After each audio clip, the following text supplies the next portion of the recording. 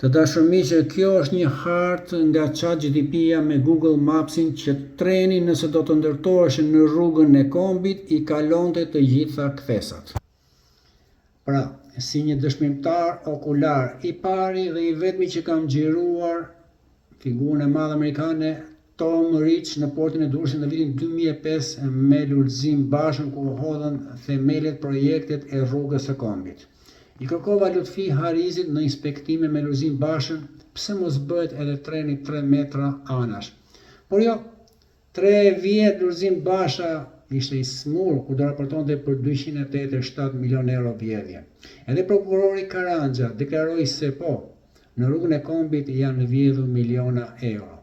Sikur këto miliona euro bashkë me Kosovën të kishin bërë hekurudhën, sa përfitime ekonomike do të kishte Shqipëria e Bashkuar, tashmë me rrugë dhe hekurudhë. Por jo, do të bëhet një hekurudhë që do duhen ja 15 vjet dhe 2 miliard euro.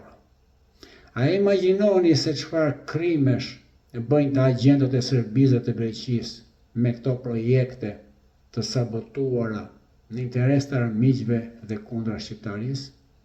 A ka media kazan me specialist, me projekte, me shifra, me fakte, ti tregojnë, sepse në çuditën me emision me Big Brother, me detaje, apo me vrasje, apo me aksidente, merren.